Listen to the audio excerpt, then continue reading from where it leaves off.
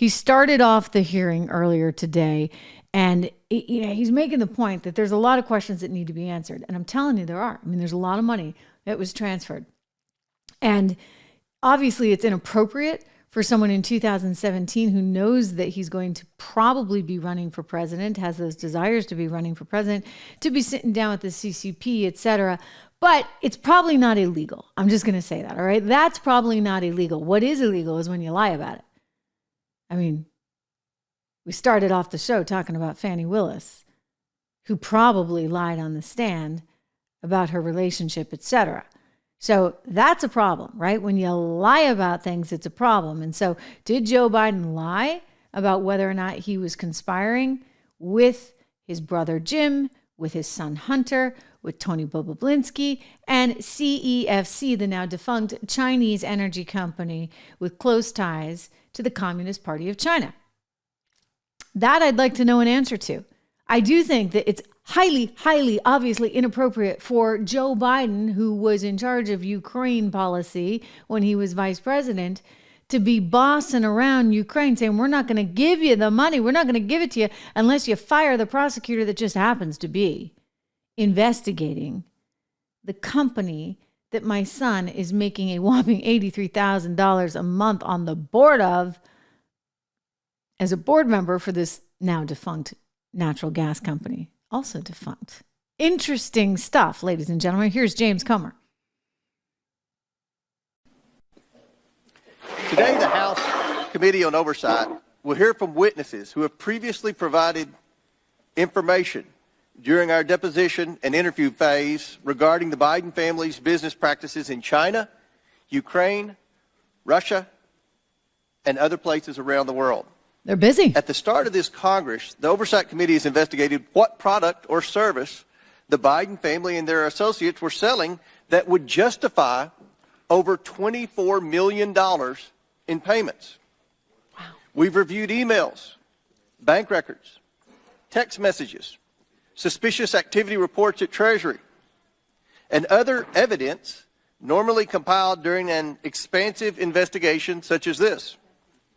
The Oversight Committee has found no credible evidence of the Bidens providing any work product.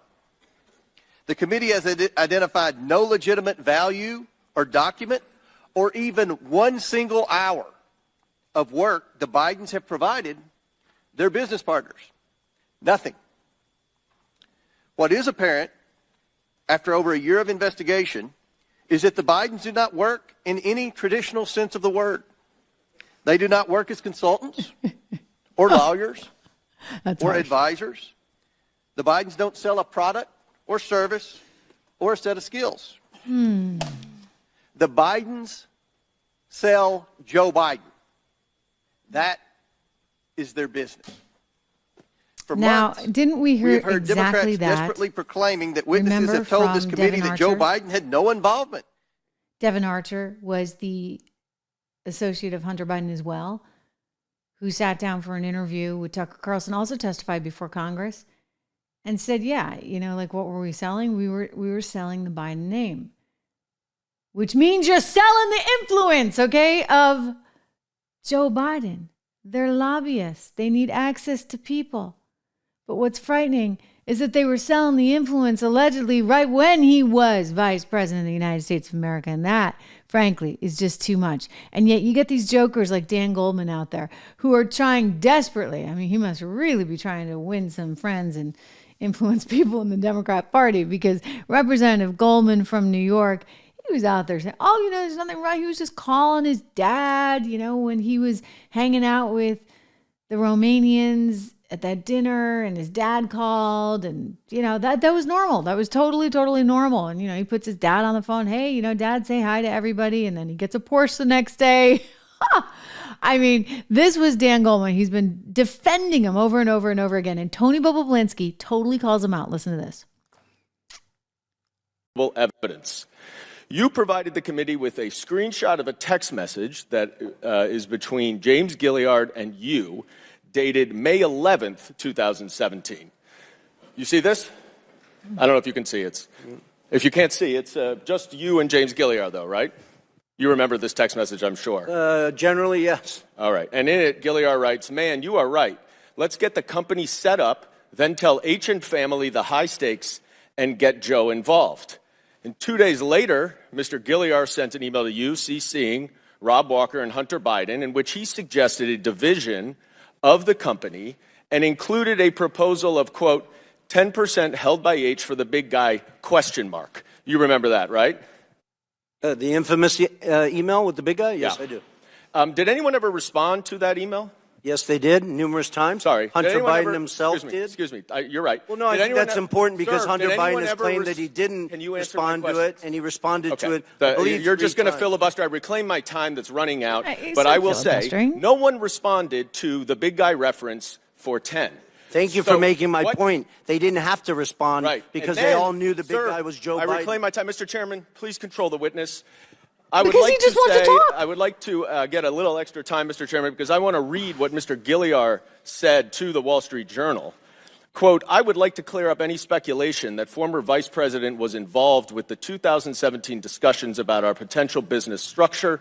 I am unaware of any involvement at any time of the former Vice President.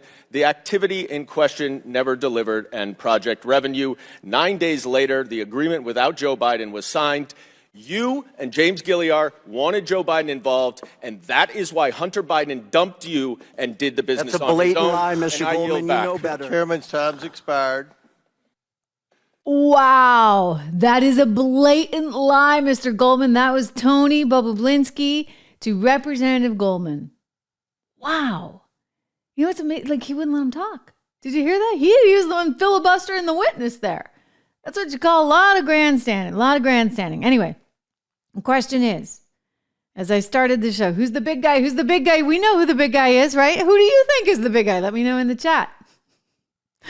Jim Jordan asked Tony Bobulinski who the big guy was. And this is relevant because we're going to get to those emails that reference none other than the big guy.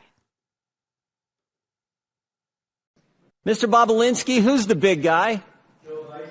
Are you sure about that? Because when Jordan, Joe Biden? You're sure? I'm 1,000% sure.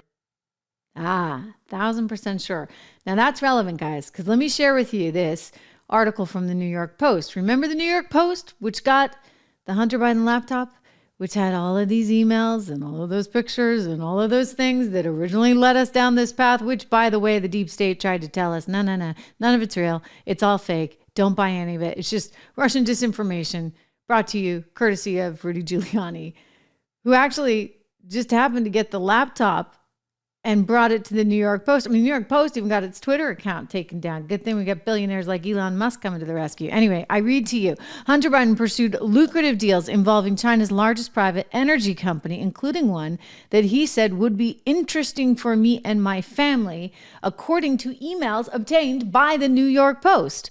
I quote, one email sent to Biden on May 13th, 2017 with the subject line expectations includes details of remuneration packages for 6 people involved in an unspecified business venture.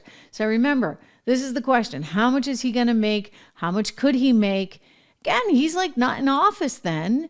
So technically, he really, had every right, I guess, to go out there. I mean, it may not look so hot, but look at what the Clintons did. I mean, they had a whole CGI, Clinton Global Initiative, pay for access. You get your picture with Bill and Hillary and suddenly you're legit.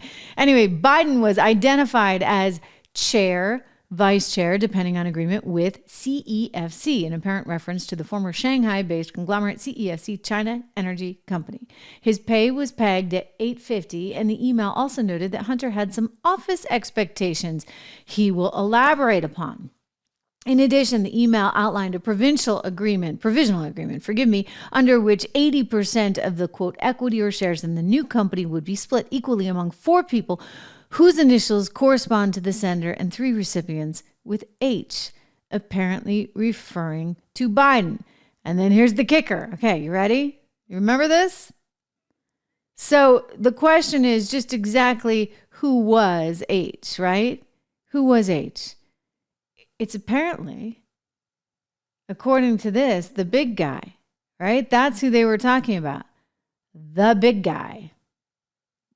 They were also listing 10 for Jim and 10 held 4H. We assume that means Hunter for the big guy.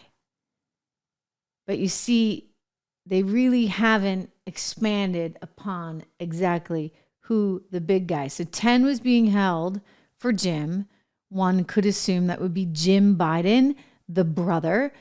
And then there would be another 10 held by H for the big guy. I mean, so everybody's like, okay, so who is the big guy? Now, it doesn't take a rocket scientist to figure out in this case who the big guy probably is, right?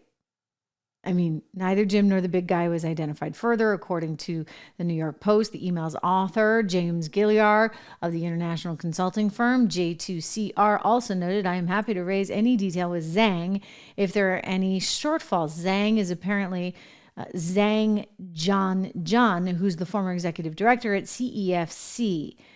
This was all found thanks to the computer repair shop in Delaware, where allegedly Hunter Biden dropped off his MacBook Pro laptop in April 2019 and never retrieved it. And so eventually the computer was seized by the FBI and a copy of its contents was made by the shop owner and shared with Rudy Giuliani, who then shared it with the Post. And then, well, the rest is history, right? They go after Rudy Giuliani. Now apparently he has to sell his condo in Florida because he's about to go bankrupt. And you have an environment in which, if you're on the wrong side of things, they'll ruin you.